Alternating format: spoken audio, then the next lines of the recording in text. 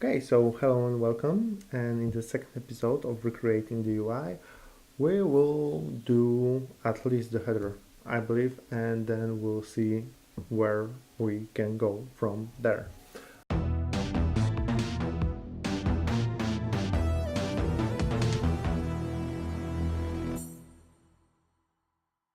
Okay, so I have the stuff nicely spaced around, but well, it lacks, as you see at the design here.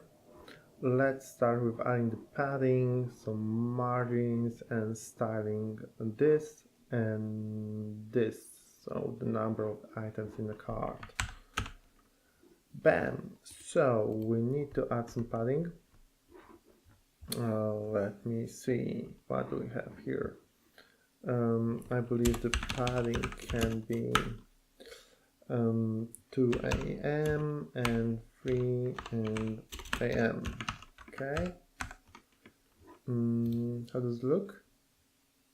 Better? Better? Nice. Yeah, do we need height?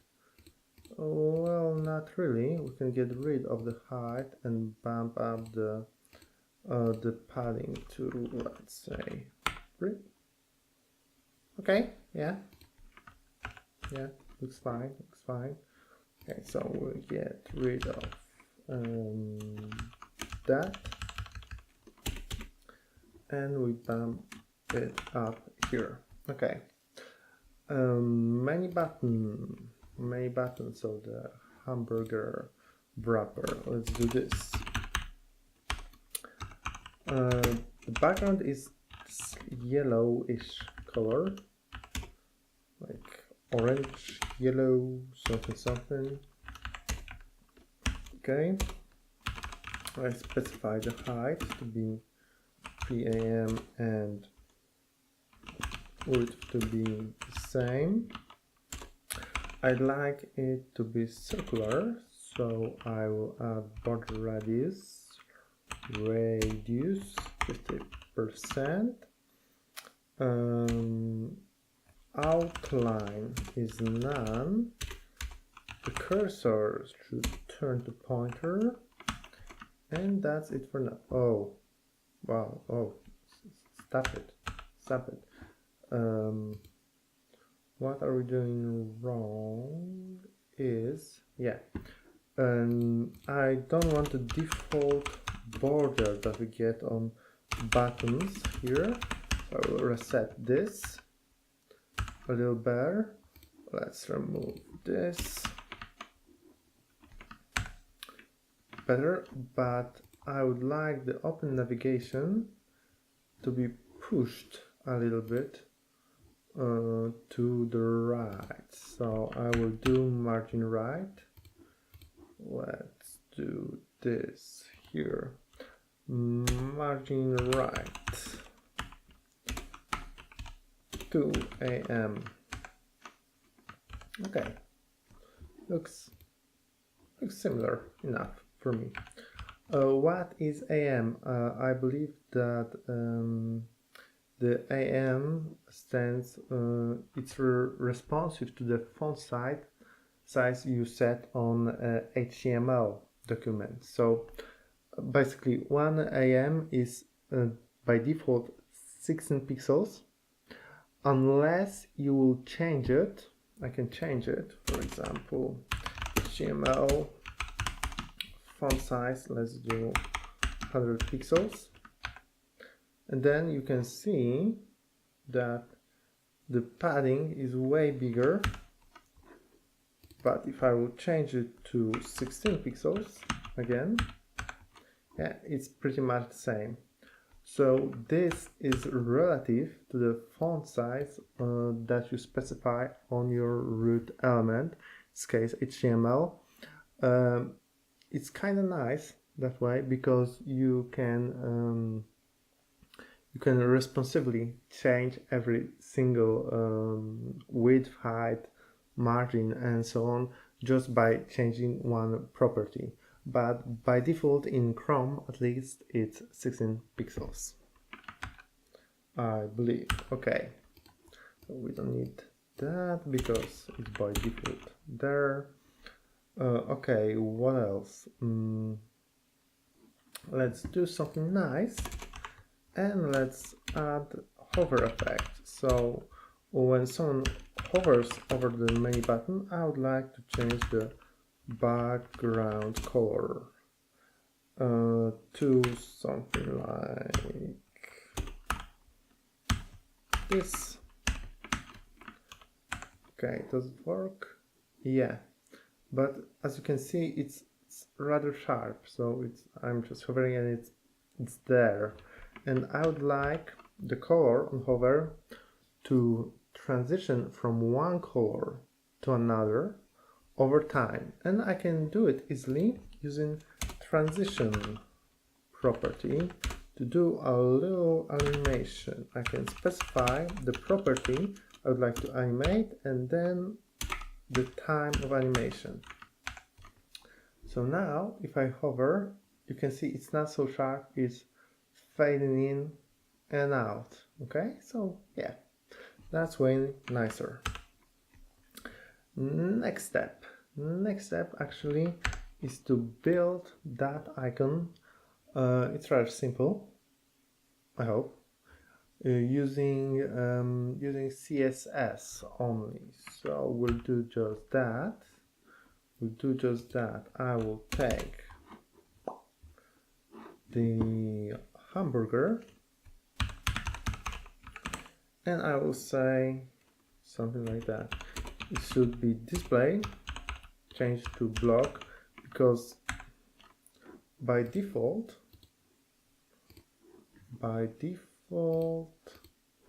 yeah, the display is in line for the span element. I would like it to have display block. Why is that? Display block, we can specify the proper dimensions for that element when it has display block. The width will be 1 am, and height will be 2 pixels. Background color will be black. Okay, let's see that. Okay, we have something, but I would like it to be in the center of wrapper, and I can do this by saying margin auto. Okay, then not inherit, margin auto, and it's centered. Okay, so let's adjust this, margin auto. Okay, what else? I'm gonna need position relative, because I'll be using a pseudo element to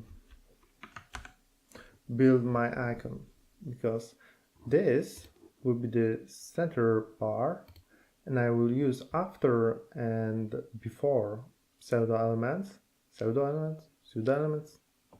know, don't care, to specify one bar above and one bar below, and therefore we will get our hamburger icon.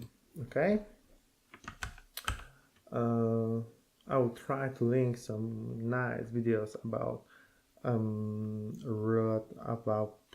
pseudo elements, and one guy that has nice, let me just, yeah, I will link them if I remember. I hope I will remember about that. Okay, let's start. Hamburger, after element, and hamburger before element. Height 2 pixels. Background color, a color that you like as long as it's black. Okay, width the same, 1 am. We have to display the pseudo element, the after and before element. We have to specify a content even if it's empty. Position should be absolute, so it will be relative to this. So I can say that top is 0, left is 0, right is 0, bottom, you may guess, 0, and margin is auto. Okay, do we have something here? Yeah. The problem is it's not really where I'd like it to be, but I can fix it rather easy, saying hamburger after and burger before. Can fix the top offset, saying after this, and here it is. Okay, yeah, we have something. I believe this should be okay. It's better. Maybe it should be 1 pixel. Let's try 1 pixel. So because they are the same, I can specify another variable saying hamburger bar height 2 pixels, and we'll just use it here and here, saying var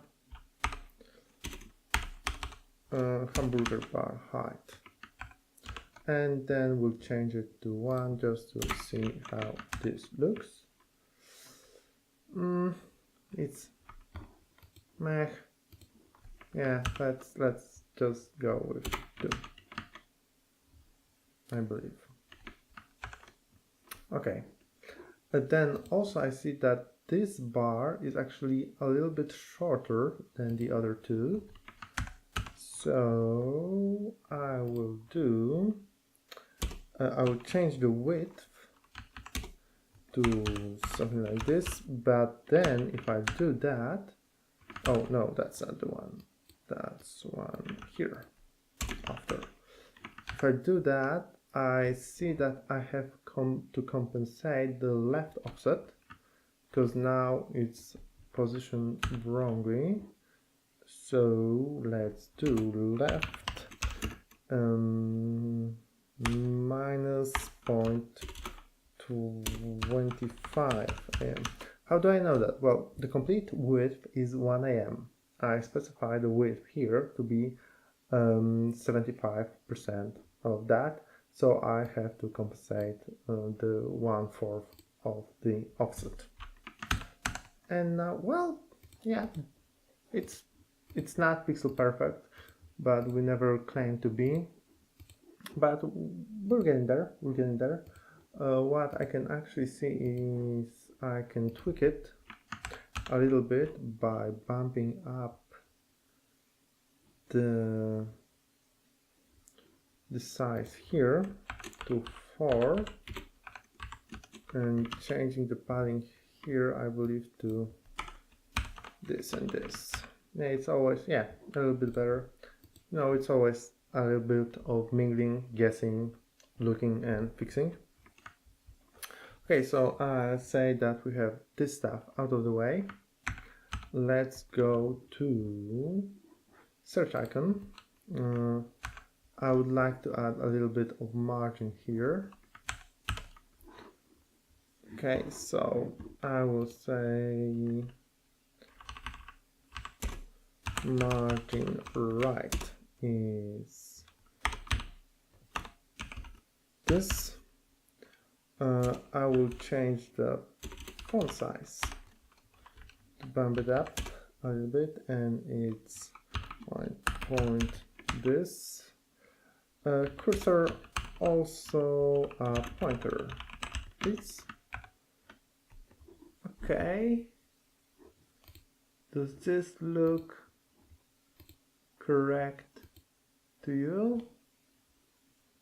Well, kind of. It's good enough. It's good enough for me. Okay, and then card items. Let's do this. Background color. Whoa. Background color. Background color. It's white. Okay. Padding, I will say it's 1 AM. Border radius is 50% because we need to make it into a circle. Width is the same, I believe, as hamburger. So it's 1 AM. And height, we'll do 1 AM. Text align. Center. Okay. This looks like, well, not good. Not good at all. Why is that? Why is that? Because it's not being centered, actually.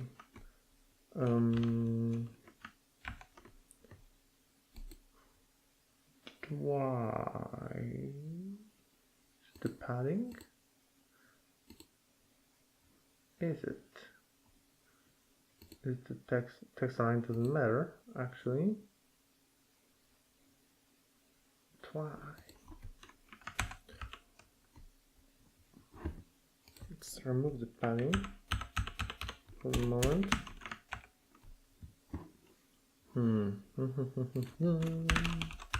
As I said, it's always a little bit of guessing and meddling.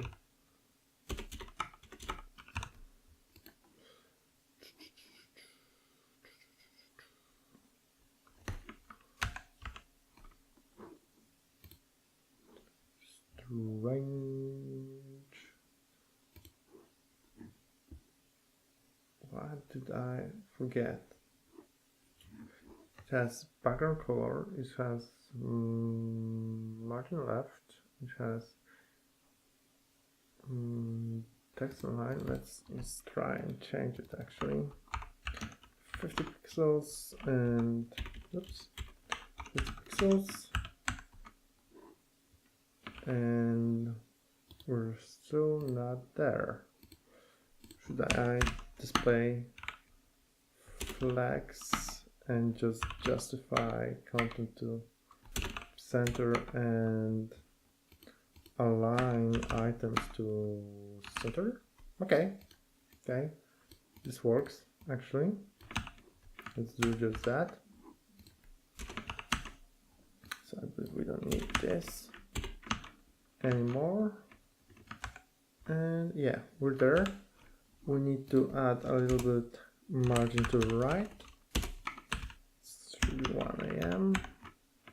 Okay, looking even better than here. But what I can see is that my card is turning to the right, and here I can see that it's turning to the left. Can I fix it? Of course I can. I hope. And that should be rather easy because I just say FA shopping cart. We can transform it and rotate it at the Y. Yes, the Y axis. Y. Oh, actually.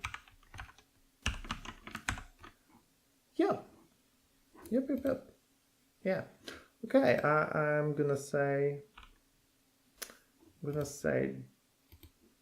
this is looking kind of good, and it's a nice time to stop the second episode. I will see you in the next one where we will start working on the very main area of our shop. Okay, see you there. Bye.